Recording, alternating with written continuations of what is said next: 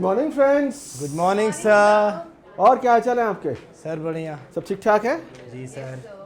अरे शुभांश, तुम्हारे हाथ में एप्पल फ़ोन? क्या गरीबों का कोई एप्पल फ़ोन आ गया है क्या? सर वो अपनी भी अब सर फुल इज्जत जो है ओके, सर वो बिल्कुल। एप्पल के लेवल की हो गई है। अरे वाह, दिख रहा है दिख रहा है। क्योंकि सर वैसे तो आप जानते ही सर मैं 10,000 से मतलब 10,000 का ही फ़ोन बहुत मुश्किल से अफोर्ड करता हूँ। लेकिन सर इस बार क्या हुआ, मेरी माँ हो गई मुझ पर मेहरबान क्या बात। और दे दिए मेरे हाथ में पूरे 1,00,000 रुपए। तो मैंने भी सर तुरंत ही एप्पल का फ़ोन ले लिया और फ़ोन की गरीबी रेखा से थोड़ा ऊपर उठ गया। देखा फ्रेंड्स, आपका एक फ्रेंड मोबाइल की गरीबी रेखा से बहुत ऊपर चला गया। 10,000 के चाइनीज़ फ़ोन वाले थे, अब ये 1,00,000 के एप्पल फ़ोन वाले हो गए। हैसियत 10,000 की, लेकिन 1,00,000 का आइटम बंदा अफोर्ड कैसे कर सकता है? इस सवाल उठता है। बहुत लोगों को बहुत आइटम्स की ज़रूरत होती है, लेकिन वो आइटम्स अफोर्ड नहीं कर सकते। तो कोई सरकार आती है और कहती है भाई इतने पैसे हमसे ले लो और जो चीज़ ज़रूरी है, आटा चावल, वो ले लो। तो जैसे इनकी माँ ने इनकी 10,000 की हैसियत को बढ़ाकर 1,00,000 कर दिया था, 90,000 हम कह सकते हैं इनकी माँ ने इनको सब्सिडी दी। ऐसे ही अगर 40 रुपये किलो आटा है और मेरी हैसियत 5 रुपये किलो आटे से ज़्यादा खर्च करने की नहीं है, तो 35 रुपये का जो ब्रिज है, जो गैप है, अगर कोई फिल कर रहा है तो 35 रुपये हम कहेंगे इसको सब्सिडी। सब्सिडी को हम हिंदी में बोलते हैं अनुदान। अनुदान अनुदान सुनते ही बात साफ होती है। दान शब्द हमने सुना है ना, दान। दान हम देते हैं बिना इस बात की अपेक्षा किए हुए कि बदले में कुछ मिलेगा या नहीं मिलेगा। सरकार उस तरह का दान नहीं देती। कोई भी सरकार अगर कुछ देती है तो बदले में एक चीज़ की उम्मीद करती है। वो क्लास हालांकि हमारी इकोनॉमिक्स की नहीं है, वो क्लास पॉलिटिक्स की है, लेकिन कहानी होती है वोट।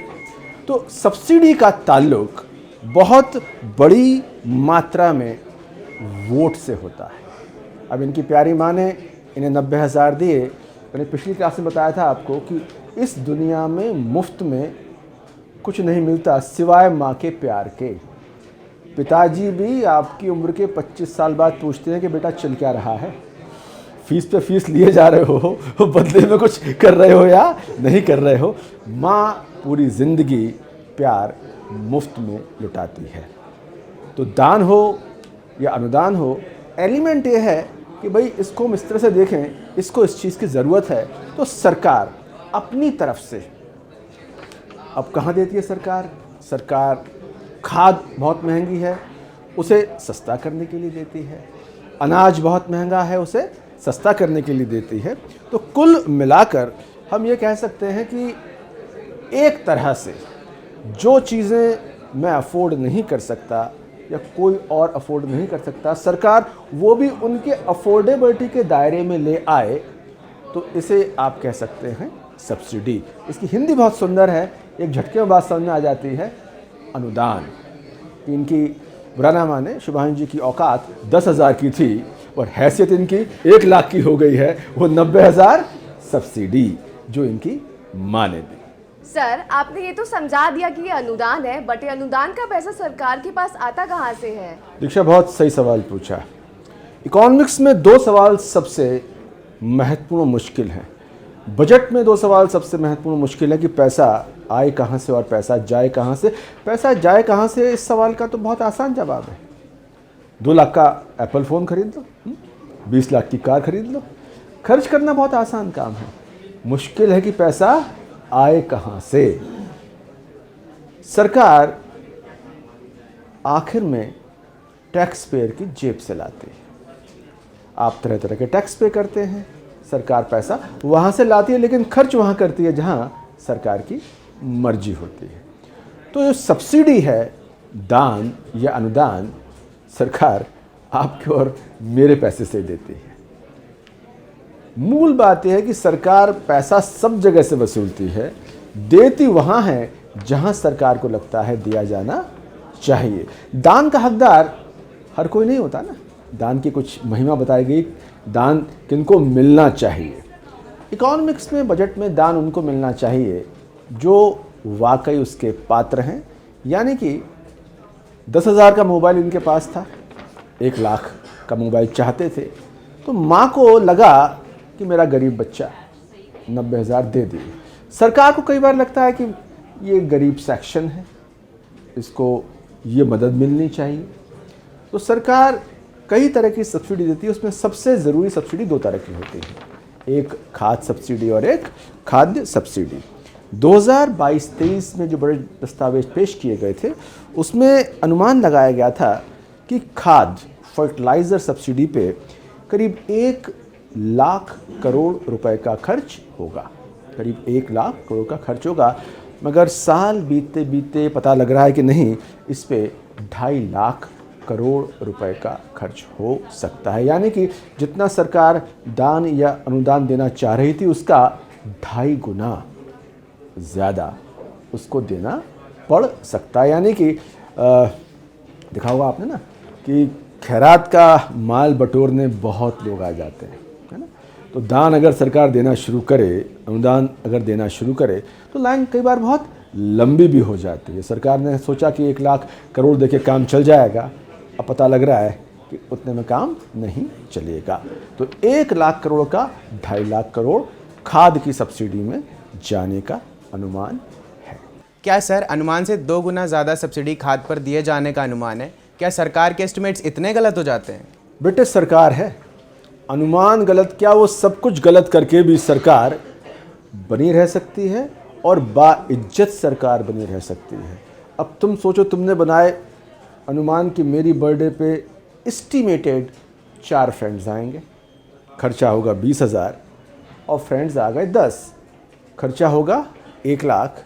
तो क्या तुम्हारी इज्जत बनी रह सकती है? या तो फ्रेंड्स बेइज्जत करेंगे या होटल वाला बिल के लिए बेइज्जत करेगा, और अगर पापा ने बिल दे दिया तो पापा बेइज्जत करेंगे।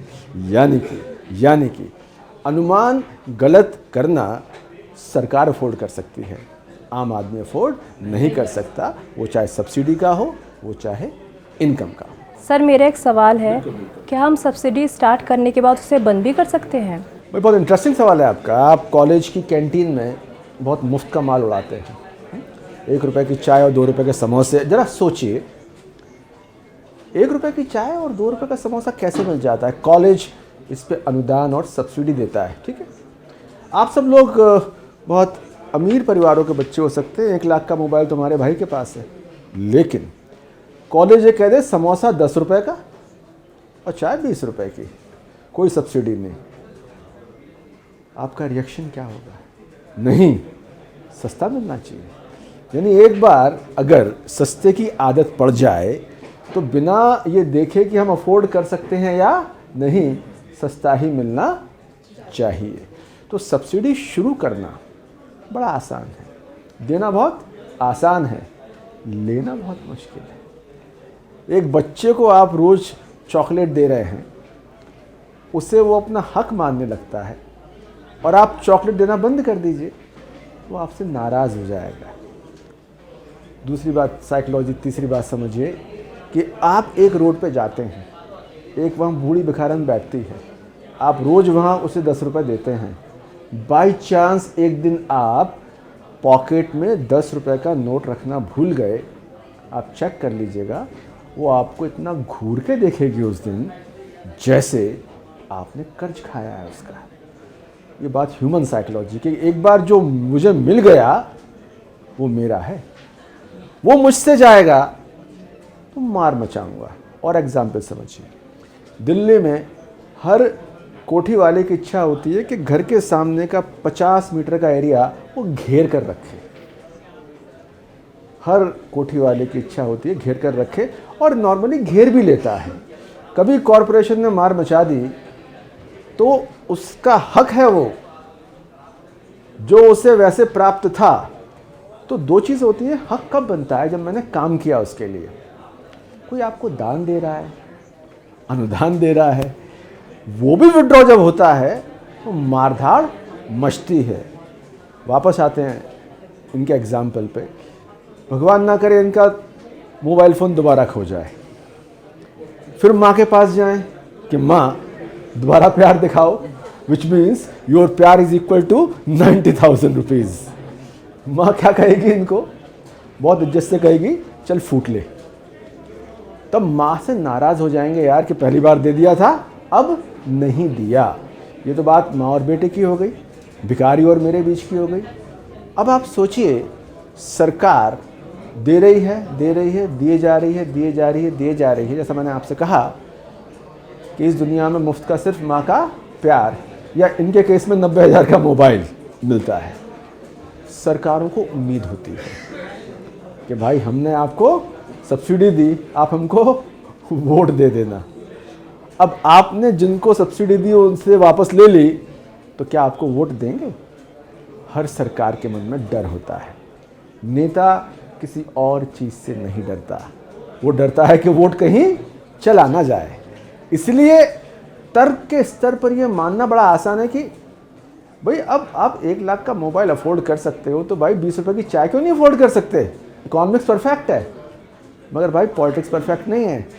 ये सारे बच्चे जुलूस बना के प्रोफेसर की पिटाई कर देंगे।